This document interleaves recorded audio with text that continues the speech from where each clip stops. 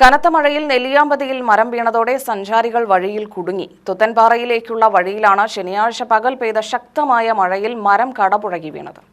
നെല്ലിയാമ്പതി തുത്തൻപാറ എസ്റ്റേറ്റിലെ ബംഗ്ലാവിൽ താമസിക്കാനായി എത്തിയ 5 അംഗ സംഘമാണ് വനമേഖലയിൽ കുടുങ്ങിയത്.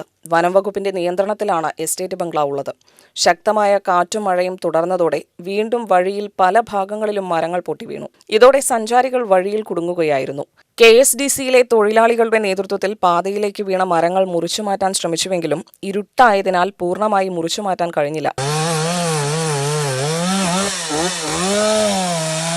ഇതോടെ വനംവകുപ്പ് അധികൃതരുടെ നേതൃത്വത്തിൽ തൊട്ടടുത്ത KSDC ഓഫീസിലേക്ക് സഞ്ചാരികളെ താൽക്കാലികമായി മാറ്റുകയായിരുന്നു. അതേസമയം കനത്ത മഴയിൽ നെല്ലിയാമ്പതിയിൽ വൈദ്യുതി പോസ്റ്റുകൾ ഒടിഞ്ഞു വീണു. ചന്ദ്രമല എസ്റ്റേറ്റിൽ തോട്ടം തൊഴിലാളികൾ താമസിക്കുന്ന ലയത്തിനു മുകളിലാണ് പോസ്റ്റുകൾ വീണത്. ശനിയാഴ്ച രാത്രിയിലാണ് സംഭവം.